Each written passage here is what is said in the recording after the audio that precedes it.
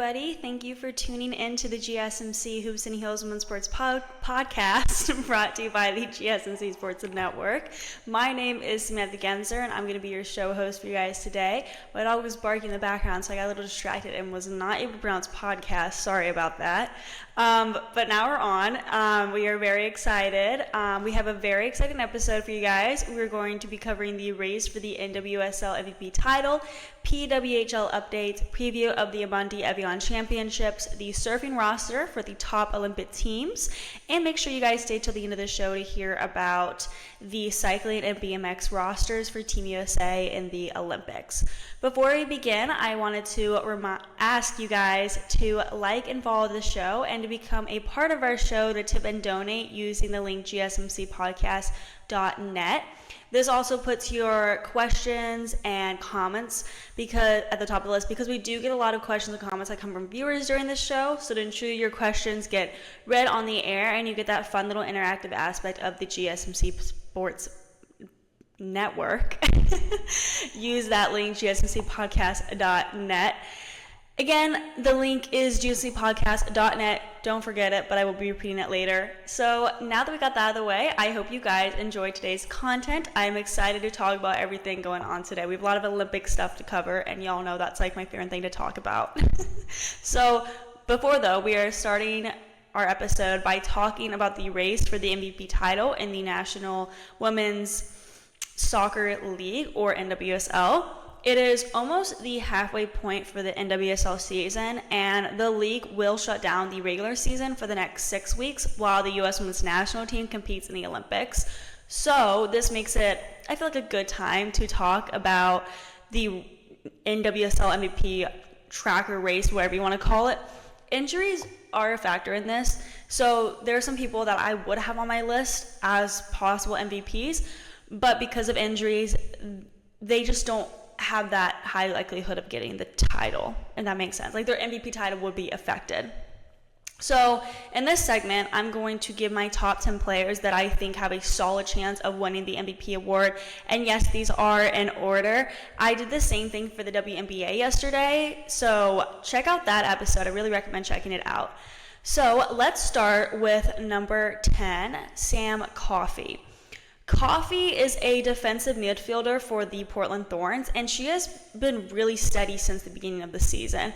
Coffey is an all-around package of a central midfielder who doesn't necessarily wow you in any single way, but does everything consistently well, and the numbers support that. She is tied for 16th in the NWSL in shot creation and passing percentage.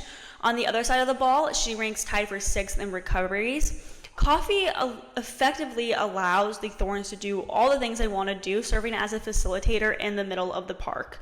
At number 9, I have Rose Lavelle, a midfielder for the New Jersey, New York, Gotham FC. Her form has been really solid these last few games. Much of the ebb and flow of her career has been dictated by injuries rather than isolated dips in form. Now she's on the rise again and meeting the moment as one of Gotham's main off-season signings. Lavelle is the team's co-leading scorer alongside Ellis Stevens, arguably the best value signing of the entire NWSL off-season considering her output, and she is driving Gotham's attack from central areas. Her goal against Angel City FC on Saturday was a wonderful team effort capped by a world-class finish from Lavelle. At number 8, I have Marta. I feel like that's obvious, she's going to be on the list somewhere. Marta is a midfielder for the Orlando Pride. Marta is a 6-time World Player of the Year, but she celebrated Saturday's victory over Kansas City after scoring the game winner from the penalty spot with the kind of unbridled joy and a touch of anger, I'll say, that is driving this Orlando team forward. Yes, she is 38 years old, and her best years would seem like they would be behind her, given Orlando's struggles in past years. This year is also a completely different story. Marta ranks the top 10 in the NWSL for goals, assists, and chances created, and just outside that for passing percentage. Will she win the MVP award? Highly unlikely. I know, I have her at 8th, but still, and I would want her, obviously, to get the MVP award. I would be very happy if she got it, but it is highly unlikely since her team is like so amazing, and a lot of her teammates are being considered for the MVP title as well, like Barbara Banda, which we will talk about. Of course, she's on this list. We'd be remiss, however, if we didn't note that the Marta of 2024 looks like the Marta we all knew for the past 2+ decades, and I think that's what really stands out for her as a player. At number 7, I have Mallory Swanson, an attacking midfielder on the Chicago Red Stars. Swanson remains one of a handful of players in the league who can change results individually and in spite of how their team is playing. Swanson has scored in 4 straight games, helping the Red Stars earn 7 points along the way. She tallied a goal and an assist in the 2-2 draw with the then unbeaten Kansas City Current during that stretch.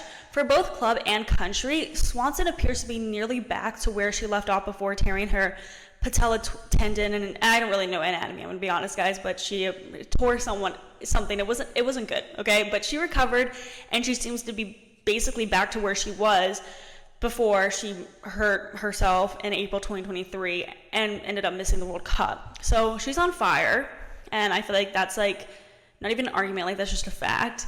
At number 6, I put Trinity Rodman, a winger for the Washington Spirit.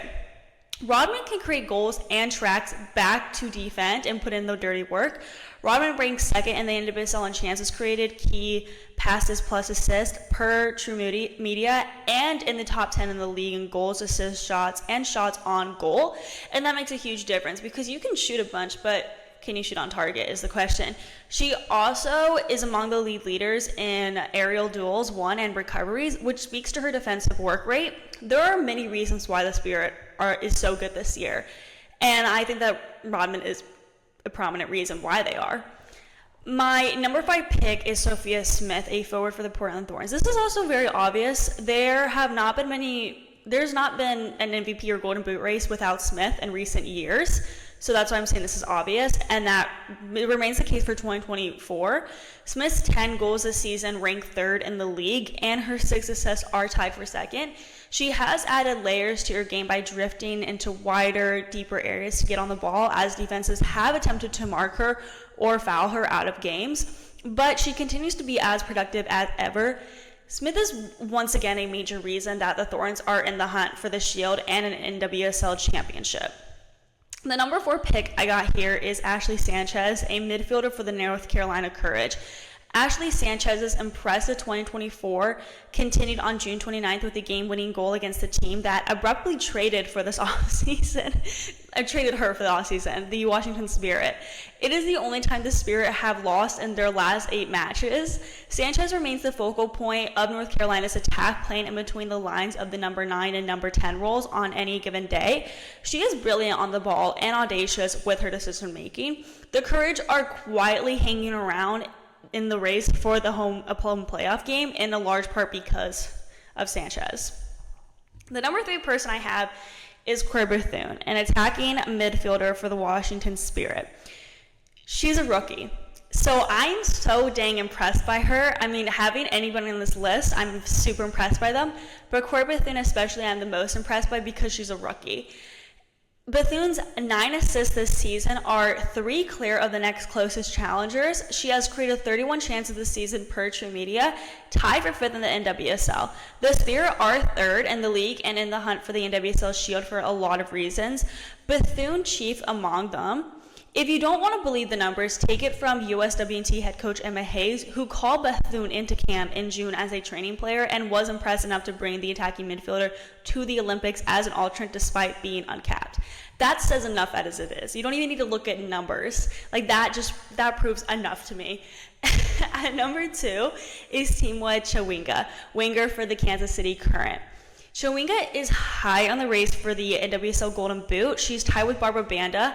She can single-handedly change games by doing the unexpected, like chasing down a loose ball that nobody else possibly could, dribbling the length of the field to create a counterattack, or flicking the ball over to a defender and to herself and hitting a shot with the outside of her foot, as she did against Orlando on Saturday. Chawinga is the game changer on a Kansas City team that has almost everyone firing on all cylinders. If there is one criticism of the 25-year-old, and it is a harsh one considering her output, it is that the final product is not always as precise as it needs to be.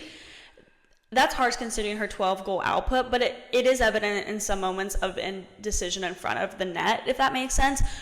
Those are champagne problems to a degree, but that is the difference between first and second in the MVP race. So that leads us now to our first person I have on my list here.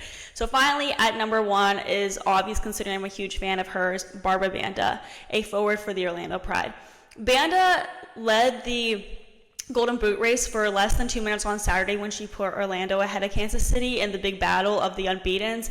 And although Chewinga pulled Lavelle again and arguably had the better performance of the day, Banda's efficiency and polished final product gives her the edge in this MVP race. Banda's 12 goals are equal to Chewinga's. They have 5 assists and 6 assists respectively, but they have come in 434 fewer minutes on the field.